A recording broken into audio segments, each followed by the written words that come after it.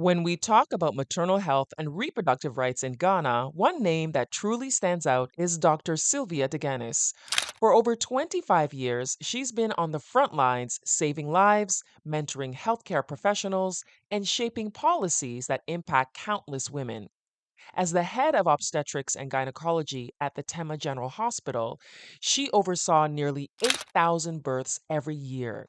And beyond the hospital walls, her work with the global health organizations like WHO and UNFPA has made a lasting impact. But today, we're shifting the conversation to another important phase of a woman's life, the end of her reproductive cycle. I sat down with Dr. Deganus to talk about menopause, its challenges, and what women need to know. Today, I'm talking to a wonderful doctor, Dr. Sylvia Deganus, who has decades-long experience as a medical practitioner here in Ghana and around the world. She's been recognized for what she's done for women. She is a highly respected gynecologist and obstetrician who has delivered thousands of babies here in Ghana. And I had the pleasure of interviewing her about a decade ago, I think, when I was hosting the Maternal Health Channel TV series. And I'm excited to have her here today so that we can talk a little bit about something that women go through. Every woman will go through as long as she lives to midlife. She'll experience perimenopause or menopause. And today we're going to have that conversation. And I hope that you stick around so that you can have some of your questions answers as we dive into this important topic. Good afternoon, doctor. Good afternoon, Ivy. Thank you for taking time out of your schedule to You're meet with welcome. me Anytime. to talk about this important topic, menopause and perimenopause. Yes. So introduce yourself for people who don't know who you are. I know I did a quick, introduction, but tell us a little bit more about, when you started in your career, how you became an obstetrician gynecologist. Wow. I qualified as a doctor in 1987. Sounds like a long time ago. And I trained in Kumasi. And I wanted to work in the public health service as a doctor. So when I finished medical school, I actually trained as a public health physician. That was my first specialization. But then I realized I had an interest in women's health. In fact, that I noticed when I was even doing my house job. I loved obstetrics and gynecology, so I knew that was going to be where I would end. So my thesis, even when I was doing my public health specialization, focused on women's health after delivery. And so obviously, when I finished that thesis, I knew I wanted to complete the obs and gynae training. And I qualified as an obstetrician gynecologist. I started the training in 1993. It's a 5-7 year course. And when I finished, then I moved on to Ikama General Hospital, where I practiced for 20 years before retiring. So probably work as an obstetrician gynecologist for over 25 years. And what are some of the things that really stood out to you as a gynecologist about women knowing about their bodies? Because women get their menstrual cycle, they go through life having their period every month, but a lot of us don't even really know about our bodies. I think that, yeah, that's one thing I noticed, that women really don't know much about their bodies. We're not really educated to understand the reproductive aspects in terms of our menstrual well-being and our menstrual health. And I think I realized this very early on, because for my obs and gynae training, I look at menstruation and what people talk about menstruation, their practices, their perceptions about menstruation. That I did long ago. So that told me women really didn't understand what the whole concept of menstruation was, what they have to do. There are lots of misconceptions. There are lots of messages which are transmitted from mother to child. But if you recollect, all you are told when you start menstruating is don't let a man catch you. Because when a man catches you, you are going to get pregnant. Yeah. I think that's about the message you get. And then you are told a bit about, your parts. But most often, nobody tells you that it's going to end anyway. So we don't talk about menopause generally. It's true. You don't. So it's like you start and you think it's forever. And we also have a few myths. There are women who think that their menses occurs on the same day of every month. So, I found out that women come to me and you ask for their last menstrual period and they tell you, doctor, it comes on the same day of every month. And it tells you that women really don't have good understanding about their menstrual cycles. Yeah. So there are lots of misconceptions. So for those who don't understand, why does the menstrual cycle end? Because the whole purpose of the menstrual cycle is to get pregnant, right? And so why does it end? So women have a period in their life that they're able to reproduce. And that starts around puberty and ends somewhere around 50 years of age. So most women, puberty starts between 12 years to about 50 years. That is what we call your reproductive, but actually scientifically we say it's 15 because 12 is still a bit too young. The ovary is maturing, or the system is maturing. So most women actually become more fertile or more likely to produce children from 15 years to about 45 years of age. So that scientifically is what we call the reproductive years human. But it doesn't mean that people cannot have children just a few years before or just a few years. It's still possible for, girls get pregnant at 12, 13, and women who are having children at 50. But these are the rare exceptions. That's common. And I tell women that when every girl is being born, actually, God gives you 2 baskets of your eggs, which are in your ovaries. Your left ovary is one basket and your right ovary. So you come to this life with those 2 baskets, but you actually don't start using those eggs. They are in that bag we call the ovaries until you hit puberty at 12 years or when you start menstruating. Then you start letting out an egg or 2 if you are lucky enough. But mostly it's 1 egg every month. And that's when you start menstruating. So 1 egg every month is released for so many years of your life. Yeah. And then at a point, the eggs begin to run out. Or you've used up almost all the good eggs and there's nothing really left. And then your menses stop. So the word menopause means menses has stopped. okay, and then pause because it stopped. Pause. Your menses finally has stopped. But you remember we said that it's retrospective because when you have your menses, you're always anticipating the next one in the next month. So you find out one day you are there when you are 40 and above or 45 and above, around 47 for most Ghanaian women. It is about the average age of menopause. You're there waiting for your next menses and it never comes. So you look back a year later and your menses has never come. Who said, well, that was menopause. That was when he had it. So do you find that there's women that once it stops, they come and see you because they're wondering what's wrong with them? Oh, yes. And in fact, there are lots of women who see us for lots of menstrual abnormalities. So obviously, when their menses are not coming, it's one of the reasons that women come to see us. Some will come, you have so many other menstrual problems because the bleeding has changed, the pattern has changed for them. And so these are things that women come to see us. But yes, so most women will come perhaps in their 40s when we begin to see the changes. Sometimes before it finally stops, they may notice irregularity. It is not coming every month, or the quantity of flow has changed. It tends to become less, and so they have all the changes that they come and tell us about. So you said the average age for menopause in Ghana is 47? Around 47. Really? And That's there was a interesting. study that said around 47.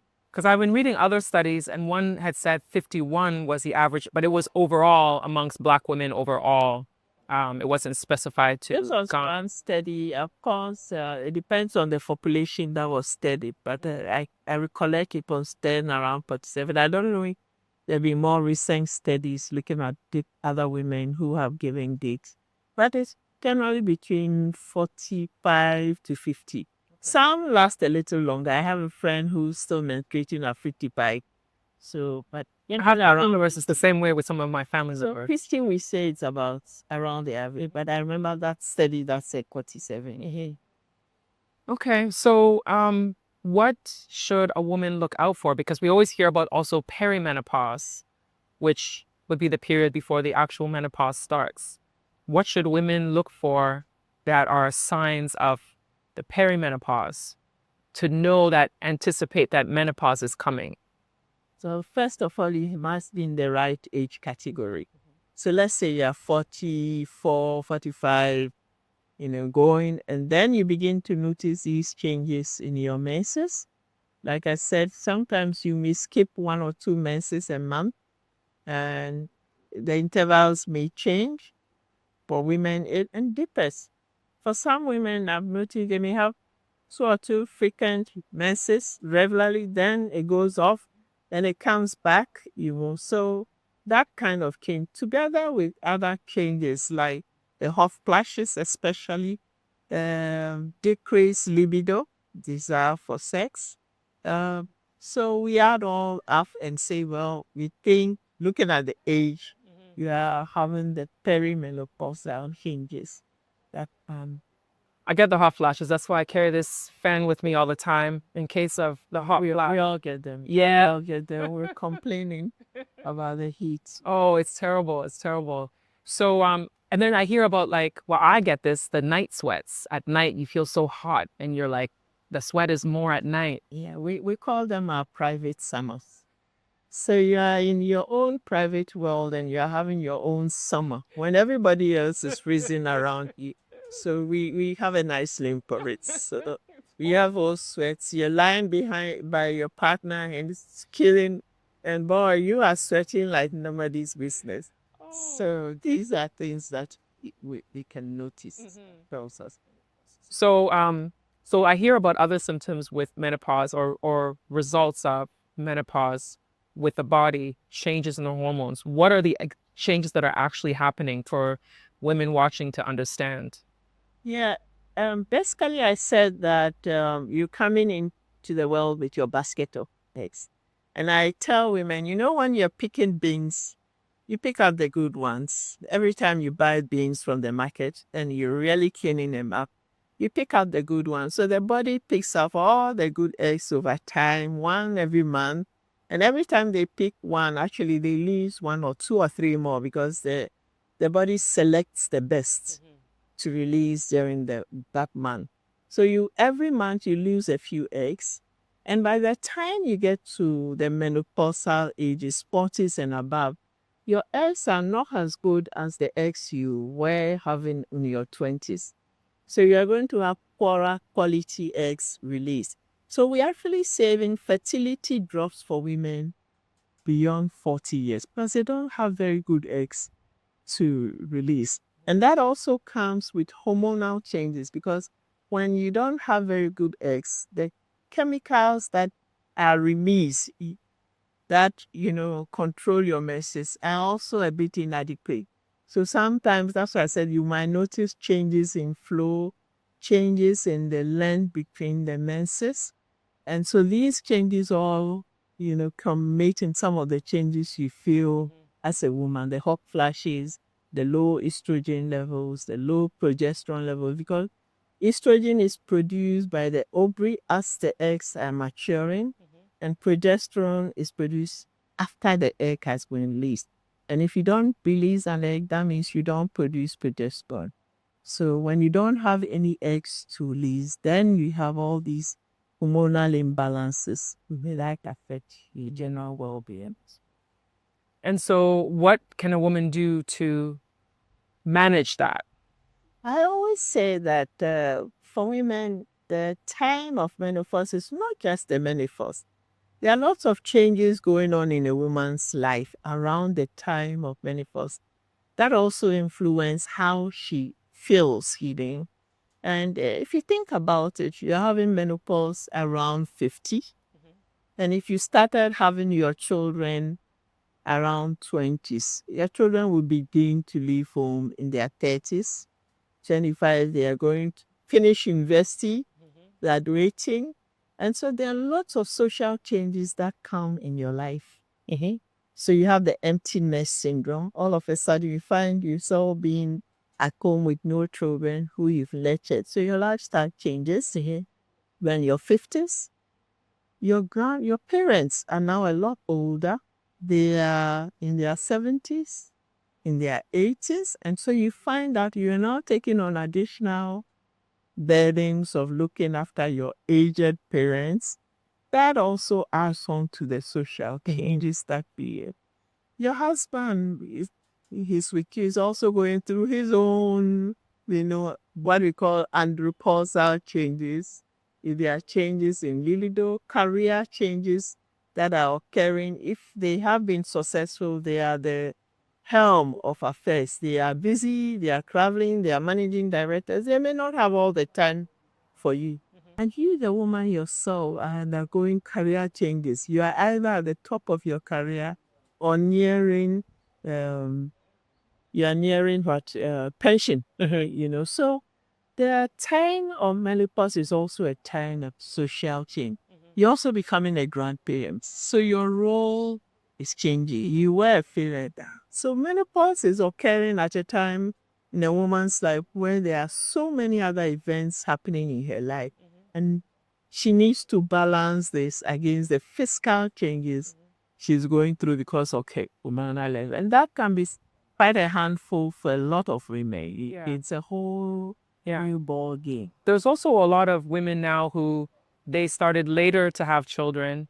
So they're going through this and their children are still young. Because I've spoken to women who that's the case. They may be in their 50s, but they may have a 10-year-old because they had their child at 40 or something. Or they may have no kids and they have this different level of stress on them because I know of women who don't have kids and they wanted kids and now they have this stress. I know for me, I'm going through this thing of it's like I'm in mourning. I'm mourning, like mourning. It's like mourning a death, mourning the death of your menstrual cycle, mourning the death of the potential to, Right? you know. Yeah. There is a bit of grieving with menopause, especially for a lot of career women who have had to delay their reproductive wishes for career reasons, for social reasons, for partner reasons. Because women now are having children a little later in life. It's no longer being pushed to marry when you're 18 anymore. Now you have a career, you're in your 30s, and then when you finally are settled financially and you want to start it up, wow, menopause hits you. So there's a lot of grieving. And for women who have not completed their families or even started their family, the realization that they are going to, go through the next life phase where they cannot have that choice anymore can be very tragic. But it's very hard for some women to take. And so sometimes that's why it's important to let women know there is a phase in your life where you can have children. We don't talk about it enough. We don't. Men don't have that calling. No. But women have to be told. Yeah. And I do tell women sometimes that, please, there is a time you will not be able to do it. Of course, technology is changing that, modifying that a bit more, but it's obviously too expensive to rely on technology anyhow. So women need to know, and I think it's important that we sit. I agree. I think it's very Discuss them. important because, like you said, people don't really talk about it. So I know that conversation of, it's like we have this thing where we're in a world where women are encouraged to, go for your career, like you were mentioning, reach for the top and letting women know you can wait to have children. There's all of this messaging that you can wait, you can wait, you can wait. So that's why I think a lot of women delay, because they're trying to get themselves together, or they're trying to find the right partner because they're not finding the right guy. And then by the time they're ready, it's like, oh my God, I can't do this now. And so, but I think that the media has played a large part in women thinking that they have this extended time, because I hear people say, oh, it's okay if you're in your 40s, 50s, or even 60s. Don't you see, I saw a news story last week. Someone gave birth at 63. I saw a news story. Someone gave birth at 70. So it's not too late. You can always do it. And I'm like, this messaging is what fuels women to believe that you have time as long as you rely on technology. Those are the exceptions. They are not the rule. Women need to know. And again, it's not even just the career.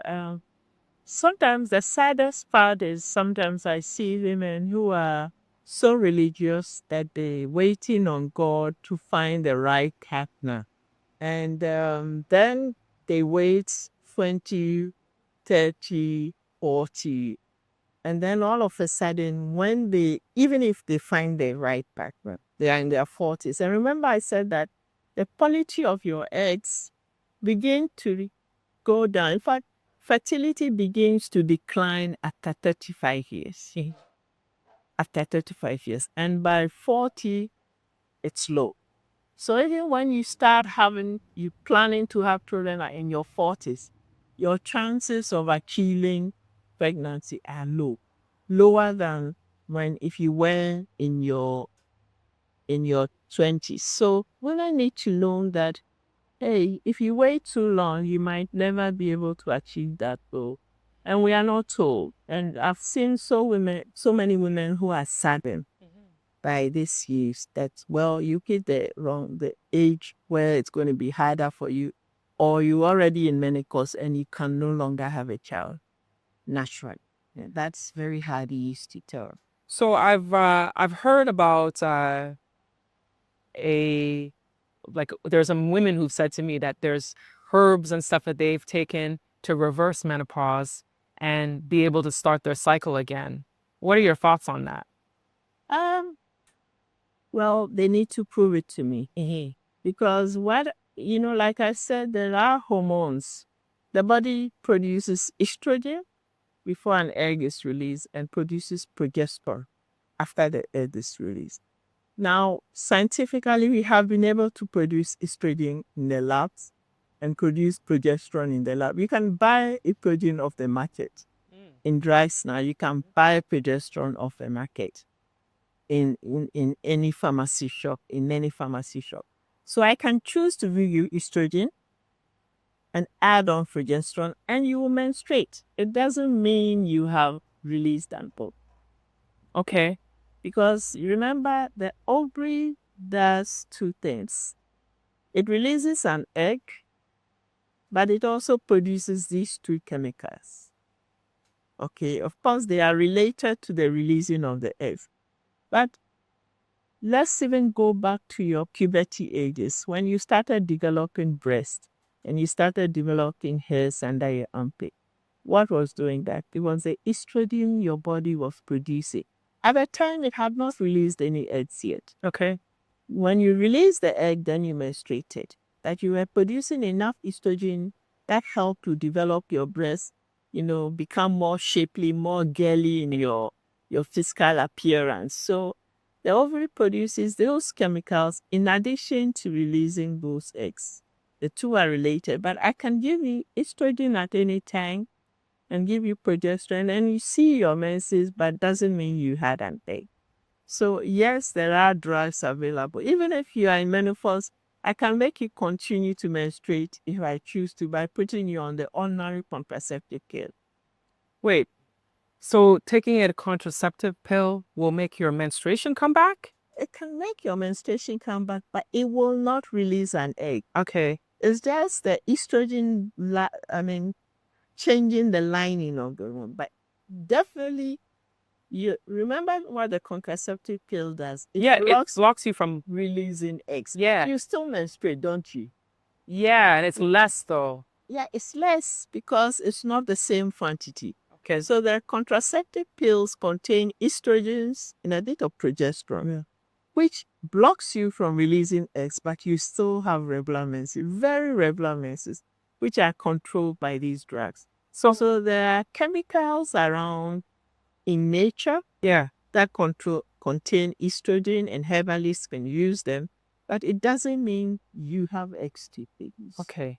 So if the contraceptive pill is doing this and blocking you from releasing eggs, does that mean that somebody taking the pill, their eggs remain and then they'll have their eggs longer because it didn't release them every month for the years they were taking the pill? I'm curious. I haven't seen anything to that effect. Okay. Yeah, but then there are sometimes the eggs are mature, but they are never released. So you still lose a few gradually. But potentially, scientifically, if you are not using your eggs, you should have them for longer. But there's not been any research showing that if you're on contraceptive pill, it prolongs your reproductive phase. No, I haven't seen anything.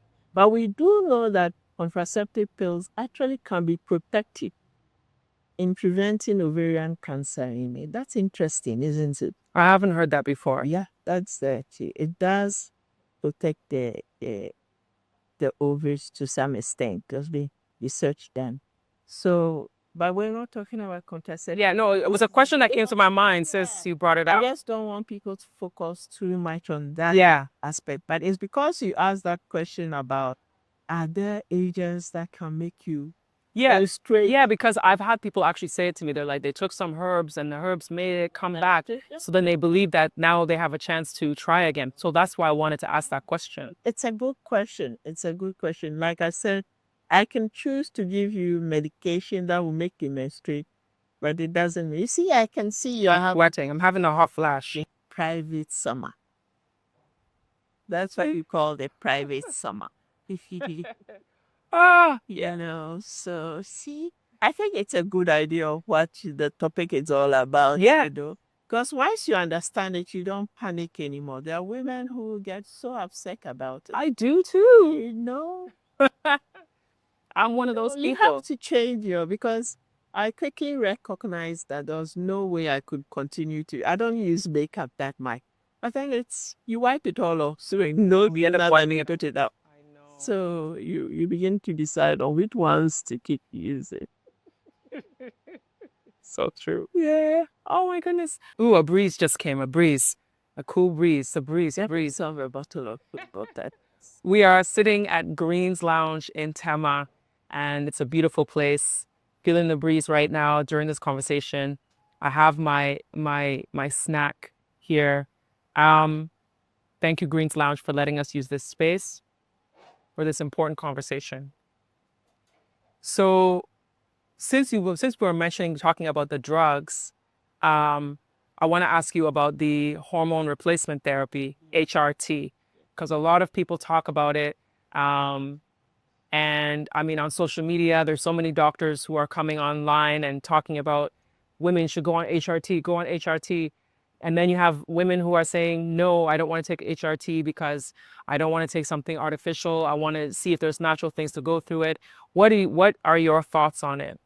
Yeah, HRT is hormone replacement therapy. And what we do is we know that the reason why you are having all the changes is because you are producing very, very low estrogen levels. Your body is not getting enough estrogen. And so all the hot flashes, the discomfort, the dryness, the low libido, the low energy, all the bodily changes you're experiencing are because of a low estrogen. And this can be bothersome for some women. And it differs from women to women. There are women who don't even notice they are going through menopause. They feel anything. And yet there are also women too who have a horrible time going through menopause. But it didn't happen at puberty. If you recollect, there were people, our colleagues who had a very difficult time going to when the second menstruation. Yeah, my period was horrible. I would be bedridden sometimes for a couple of days. I can Everyone? collect my friends in sweaters, the largest sweaters, feeling all kinds of help. So it's the same with menopause. There are women who don't feel anything, yet there are also women who really have a bad time. That disturbs their social life, that, they have to deal with it. Or may have steaming bones, because one of the effects of menopause is that you don't deposit as much calcium. So a good diet, first and foremost, is important. What should we eat? Balanced diet, some vitamin supplements always help. So there are normal vitamin supplements. Make sure your diet is balanced. You have all the calciums you need to protect your bones, your teeth, so you can remain healthy. Your blood levels are good. So that's the first and most important thing. Yes, but if you're having the bothersome symptoms, there are some, herbal things that have higher estrogen level. It's interesting. I remember I learned that even yam, the skin of yam, The skin of yam? has high estrogen levels. I Really? don't know if it's still true, but I remember there were some thoughts about that. So there are foods that have estrogen level. Evening primrose. Yes, somebody told me about evening primrose. I haven't tried that yet. Those are natural sources of estrogen that you can have. I can't list up all of them now, but definitely there are diets that will help. And the more balanced your diet, the healthier your diet, the more healthy you're gonna be. Exercise is good for you.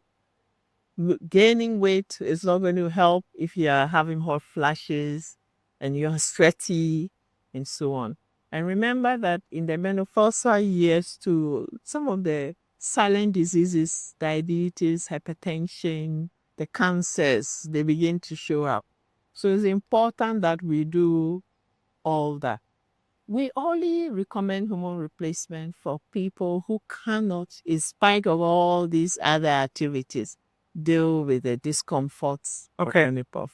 And the hormones come in different, the replacement, some you can take tablets, there are creams, there are skin patches that you can take. Somebody told me about a patch that they use. Skin patches that you can, stick on your body for a few days and then you change them.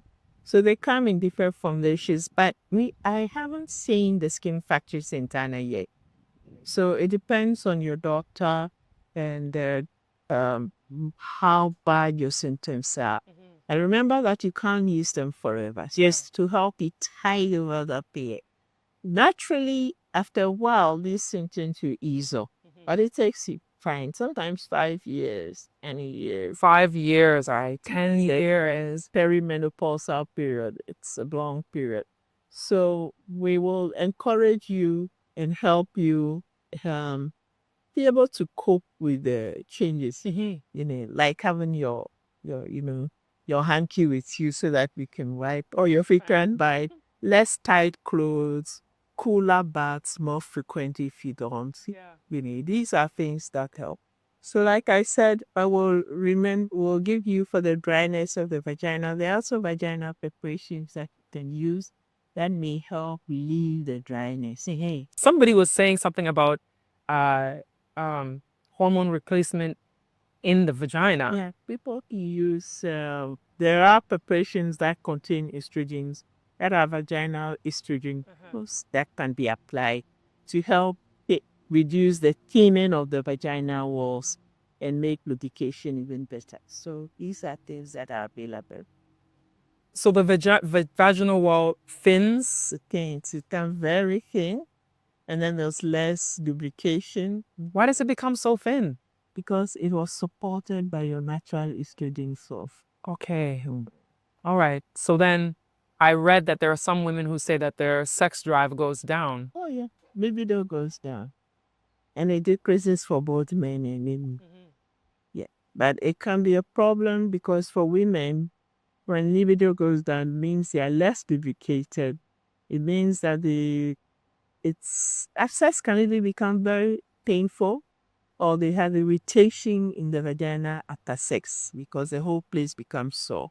So that can even worsen the desire per sex, but sex is no longer enjoyable for them. So that worsens the space for most women.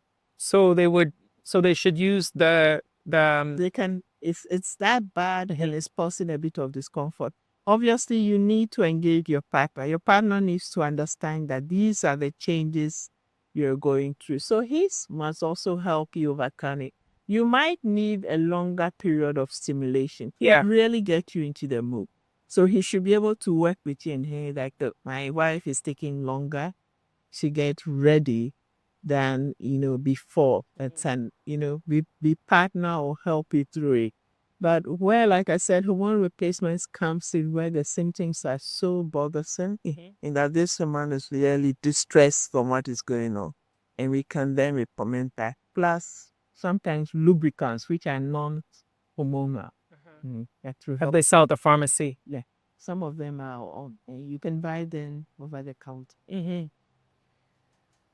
This overall, this is a time of a woman's life that it really affects her, in so many ways, because the other thing that I hear about is brain fog, which is, forgetting things and, like, why does that happen? It's very difficult for me to play, but like I said, the changes are affecting your whole body. So we know it affects everything. It's not just the reproductive organs. We know women have sleep problems. Some can't sleep at night. They are awake all night. Insomnia. Sometimes it's due to the discomfort of the hot flashes. So they have insomnia. There are memory, but memory changes come with age. Okay. Regardless. So I'm having my age-related moments. I was teasing my own sister the last time when, we were sitting together in the car. She bought something. The gentleman, gave her change. And within a minute, she had forgotten she had received the change. That's happened to me before. Be like, did you give me your my change? So she said, did you give me your change? The man said, yes, I just handed the cake to you. Said, no, did you give me the cake? And so it was going to build up. And I actually had witnessed her taking the change. I finally picked out the change. And here she said, yes, I'm having my senior moment. So you see, we can all have our senior moments. And menopause makes it even more evident. But don't forget that it's not everybody. Yeah. But we all, you're talking on the phone and you're saying that I can't find my phone. Where's my phone? You see that post that's been going around. Yes. So yeah, we have senior moments. That has to do with memory. But memory declines for everybody, both male and female, as you get older. There are changes in your breast. There are changes in your cardiovascular system. Remember, I said hypertension, chronic hypertension seems to show up more for women as they go through menopause. So it's believed that the hormone cycle were protecting us against these diseases. Diabetes shows up more when women get beyond menopause. So your endocrine system is all major. Your bones are thinning. They are not depositing as much calcium. And so that's why, women, even after menopause, they tend to become a little smaller. You gain weight. Yes, the weight gain. Your figure. The weight gain. So you have to do things to control your weight. So And the belly, they say that belly fat. the central deposition of fat, But these are all the changes. So you see, from head to toe as we're going, the whole body. So it's not just your reproductive organs that's undergoing the change. And so it's important that it's a live event. A life event. It's a life event. It's something you're going to, it's the phase of life that you're going to Yeah. through. And so as we have adjusted from childhood through adolescence, through the reproductive years with its own challenges of childbearing, we move on to the next phase of menopause with a whole set of challenges for our body, for our social life, our professional life, and we need to adjust and say this is a normal thing you're doing. Like you said, we just have to talk a lot more about it. You women recognize. Because if you recognize that this is what you're going through, it's easier for you to accept and not be scared of it. It is scary. It's lost it. It is scary. Well, don't be scared. So what are some of the things that we should do to help with our sleep? Is there something we can do to help with our sleep? I mean, I guess if it's the hot flashes, there's not really much you can do because you're woken up. Clothing, if you decide to go, the ones you were wearing when you're height, you sweat more. You can avoid things like coffee. Alcohol makes you sweat even more. So you can imagine how alcohol itself causes vasodilatation. So you go out and you're having your binge of alcohol, you sweat more. Coffee is known to bring on shower more. So you feel better and cooler. In the hot season, for example, drink a lot of water. Hydrate yourself. That also helps. So these are the little things we can do. Yeah, I've had to really, I love coffee. Yeah. And I used to drink like maybe 3 cups a day. And I've had to reduce my coffee because I've noticed that when I drink it more, it triggers the hot flashes. And same with wine. I love wine. I love my honey whiskey. But I notice that when I drink it more, it triggers the hot flash. So I've reduced how much I have it. I still have it once in a while. Like whereas the coffee used to be every day, two times a day. Now it's like maybe once in a week. Yeah. And it's like, Well, you can have a little more frequently than that. but that's what I've done. I've gone once in a week. But, there's been a couple of times I've had, twice. But it used to be every day. And now I've reduced just because of that uncomfortable feeling, especially if I know I'm going to have meetings. Because I'll be sitting in a meeting. I remember one time I was in a meeting and then air-conditioned cold room. When I got there, it was a cold room. Private summer. All of a sudden, and everybody's wondering what's happening. yes, and it's men, mostly men. There's like one other woman, but she's like in her 20s or something. And then there's me. I'm like hot and sweating and like, oh my God, I can't believe this. And one guy was like, why are you sweating? It's cold in here. So I just have to be like, I'm going through female. I said female hormonal change. I said female hormonal change. You don't know. And then they're like, oh. I said yes. They have no comment when I say that. Yeah. So we're talking about the things that help. Regular exercise, we mentioned that. Have an active life. Build a new social life for yourself. I find that here women join a lot of the church organizations. Here in Ghana. Cool. Yeah. And if you look at it, who are the women there? They are the menopausal women. So they found new things to do, new interest in life. It's still not too late to start even a new career when you have an empty nest your children have left home. Yeah. So those things help you deal with the changes. Increase calcium intake so that your bones don't ache. We talk about them. Yeah, calcium. Yeah. Have regular medical checkups. Yes, I'm guilty of not getting a break. Dental checkups. So these are little things that we can do to help keep us healthy who have been in the process. How does the dental help? Because I've recently learned that your oral health affects a lot of your body. Yeah, dental. Because remember, when do we start losing our teeth? When we're children? No. To get our adult teeth? Adult teeth. I don't know. From after menopause. So after menopause, you can lose teeth? I could lose my teeth? No.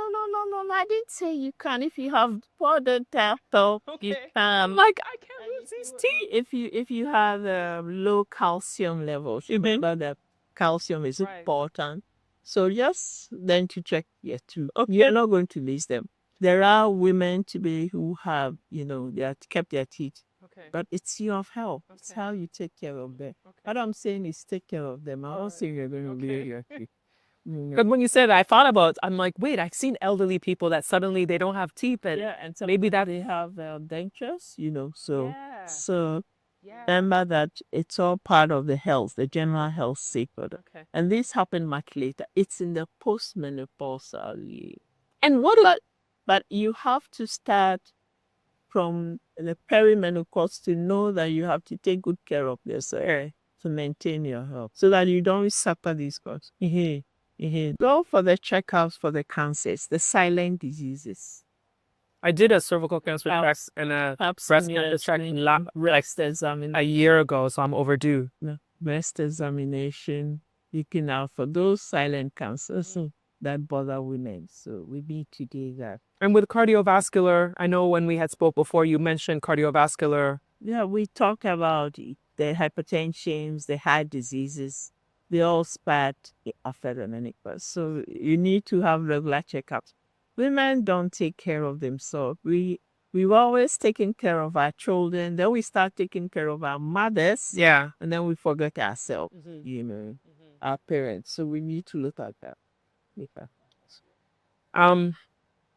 Which vitamins, you mentioned the calcium, which vitamins should we concentrate on to help with? Multivitamins, all the vitamins. So a multivitamin will have enough? The multivitamin There will are have some preparations I don't want you to see in advertising. No, it's not that There you're are many promoting. vitamins that are specially formulated for women in their 50s. Okay. And I've 50s seen, like yes, that. I've seen those. There are those that are Ew. with the woman's health.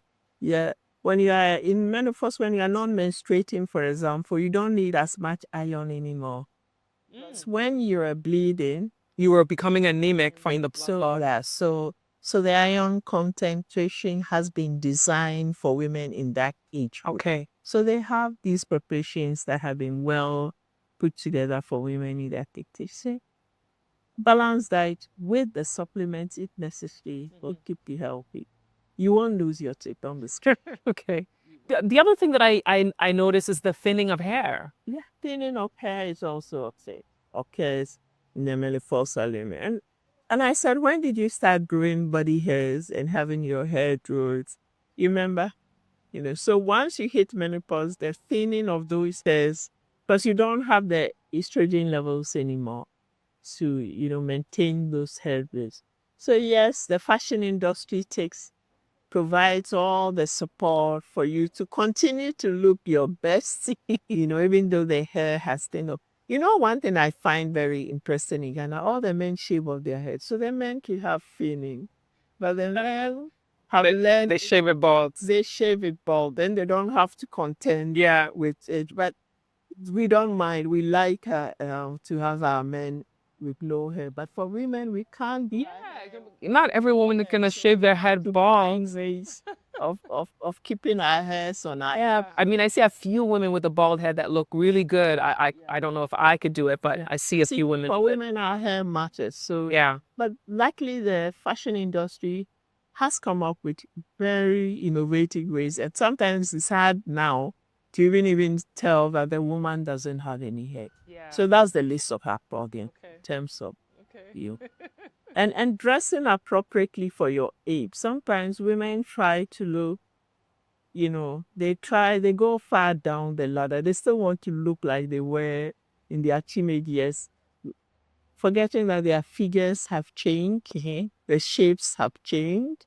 And so dressing appropriately for your age, I'm not saying, go to the other extreme and begin to look like you're 100 when you're actually 50. So try to also dress, appropriately and look good, and you can look good in any way. And that boosts your self-confidence and makes you feel that, you're there. And life continues after menopause. These days we're living longer than we used to, So remember, there's the circulating life ahead of you. Menopause is 50, and God willing, we might live to 70. You have 20 good years to live a life. I So want to see 100. 70, I'm aiming for 100. 30, 80. We still have a good 30 years ahead of you. So make it, use it, enjoy it, have a new focus in life, explore new social and career prospects. And I keep hearing that, one of them, he started his company after, is it the McDonald's? McDonald. Oh, it was KFC. KFC. He started it late. I think he was in his 60s when he started. So there is still a lot we can do. 30 years ahead. You do a lot. So it doesn't end when you ended your reproductive years. You've only come to a new milestone in life. So that's the thing with you. What can a woman do who has reached that stage and she's saying she still wants to try to have children, even though she knows what the doctor has told her? I saying that these days technology has a lot to offer we. And so the IVF systems we have now, remember, what you don't have is an egg or a good egg. So we have system IVF or in vitro fertilization procedures now, where you can get donor eggs. So an egg can be donated for you to use from another individual, and you can choose that approach to have a child. So that it's expensive. That's the only, and the success rates are low. It's For that procedure. Yeah, for those procedures, it's around between 20, 25, 30%. Only that. That's low. If you're taking all your money, you need to understand that 2/3, you might lose that money and not go home with a child. Women don't seem to understand that it's not guaranteed. I didn't realize it was so low. It is very low, relatively. So women need to understand, you must know what you're going in for, that you may not always be successful, but those technologies are available. And if you can afford them and you want to try them, why not? But there are health challenges and you begin to have children at older ages. Remember in your menopause, you might have the hypertension and the diabetes. So you're going to bear a child with all these complications. Then that also puts your life at risk. And you want to ask yourself, is it worth the risk? So these are decisions that have to be made carefully and with your doctor's advice, if possible. But I always tell women that there are lots of children out there who are desperate for a mother, who are also looking for a mother, just like they're looking for a child. So don't forget that adoption is always an option. And for me, I tell women that it's a blessing to give another individual a child. It's one of the sacred blessings that anybody can, the gates of life, because it's very difficult to do. But when we do it and we do it well, it's a lot of lesson. So adoption, IVF technologies, these are things that women can do to other cows. Okay. So it's not lost. It's not lost. And obviously, the IVF technologies also include surrogacy. Right. Yeah, that still comes out to, if you consider the cost, you probably the adoption might get the capture if you want to do that. So technology is there. You have to decide. And surrogacy has its challenges because I hear stories about now the surrogate wants to keep the child because they've gone through this whole bonding process. Yet, these are all things that you have to, any decisions you might make, you must make for having a child. You have to weigh it carefully in terms of your health, the social challenges, the financial challenges. I tell women sometimes they make these decisions, they lose all their money because the chances of success is low, and then they regret it all in the end. So you have to make it with a lot of thought, with a lot of thinking, looking at your entire social life and see that is the best way forward. Now, here in Ghana, go ahead. Let me end up for say you can always be an idiot, even if biologically you don't have a child. Okay. Being a mother is what happens after a child is born. It's not the biology. It's that relationship you build with a child who has mattered, who depends on you, who you have to nurture and bring up into an adult, And it's a lifetime commitment. Motherhood is a lifetime. And you can always be enough, even if biologically you can't have it. Okay. So I hope that it sends a positive message. Yes. Women. Yes. It does. But I know there's still some people will still have a little bit of sadness with it, I wanted to know here in Ghana, are there doctors who have a strong sense of understanding and specializing when it comes to menopause? Because it seems like a lot of doctors focus most on, the menstruation part of your life, giving birth and all that, and that the menopause time, perimenopause, is not really something talked about much. Well, as obstetrician gynecologists, we are trained in all aspects of a female well-being. So you guys do learn about the menopause. So from the pediatric, even children have gynecological needs. So we train right through from the pediatric period to the elderly to the aged people. So we deal with all the gynecologically, including menopause. But the issue is that where are the demands in terms of work? We tend to see a lot more women who are in the reproductive age who come to us because childbearing is something most women, half of our population, is doing. It doesn't mean we don't pay attention. And like you said, menopause is one of the least talked about issues. So women kind of feel like they have to go through it anyway. When they wake up suddenly, Yeah. they tend to feel there's no hope. There's no hope, there's no option. But if you do come to us as gynecologists, even if you go to the general physician and talk to her, sometimes they're able to help you deal with this issue. So all is not lost. We are there for the women, but the women sometimes are shy. Yeah.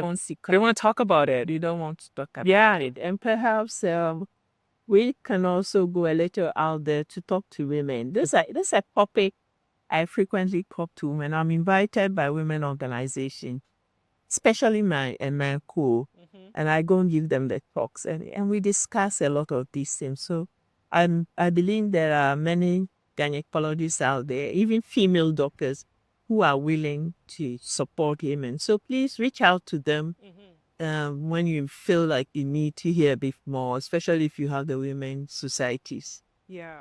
Doing it. Yeah. Then talk about it. And this program itself, it's one of the ways we advocate. Definitely, definitely. Because I thought it was important. I have people who said to me that they don't want me to talk about it. They've told me to stop talking about it. And I'm like, this is what I'm going through. And I feel like when I talk about it, I'm actually sharing for you who's younger than me. So you know what you could expect. Everybody's different with how extreme it is. But as long as you live to midlife, it's going to come. You don't outgrow, is it? You can't stay young forever. No. Although we want to live forever and be young forever, but yeah, we'll get there. yeah, yeah.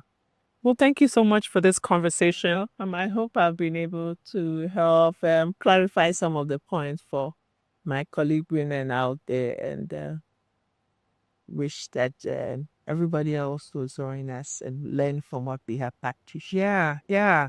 One final thing I want to ask is about postmenopause, because I hear menopause and postmenopause, but I've heard someone, a doctor on Instagram, said there's no such thing as postmenopause. You're in menopause for the rest of your life.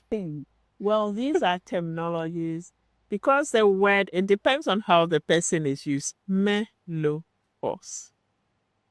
Menopause. Hey. Menopause means stop menses. That's a simple definition. So how do you know you stop the menses? Because you're always anticipating the next one. So I feel we're able to say with confidence you've stopped menstruating when we've waited for a year and that menses has not even come. So then when we have said confidently that you stop, then we say the period afterwards is post-menopause. But it's semantics. Menopause means I've stopped menstruation. It's a simple word. Okay. So if you are no longer menstruating, you stopped, But when you refer to the day you stop menstruating, which you can recollect, it was the 6 months a day or 1 year, then we say the period afterwards. So it's semantics. It's not so much. Okay. So don't worry too much about it. All right. Because someone was like, they're in menopause for 20 years and then they're in postmenopause, which means that they don't have the symptoms anymore. Like, do these symptoms stop? Are they going to stop? We said that because of the hormonal changes that are gradual, yeah, you have periods before even the menses stops. When you begin to see some of the signs of low hormones, the hot flashes, the low libido, they start earlier. But you are still menstruating because you hadn't reached that critical level, where there were no eggs. It was decreasing, but you still had him now. So you find that the changes last a little longer. So it's when everything has resolved. I told you these hot flashes will ease off.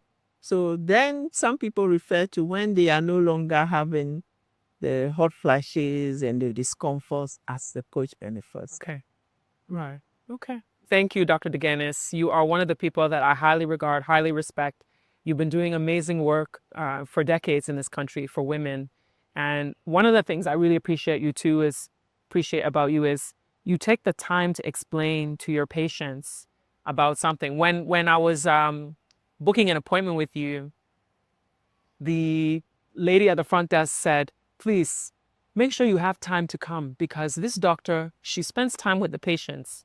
So you may be in there for some time. It's not a doctor who takes you in, says, da, da, da, da, da, da, and you're out. Because some doctors are like that. You're in and then boom, boom, boom, boom. Okay, are you finished? Then it's like out so we can get the next patient. They were like, no, she takes time. She wants you to understand. She wants you to know, ask your questions before you leave so that you have a clear understanding. So make sure you have an hour just in case. I said, no problem. So I appreciate that you do that for women. You're welcome. Yeah. We just want to provide the best quality care that we can. Heal all within.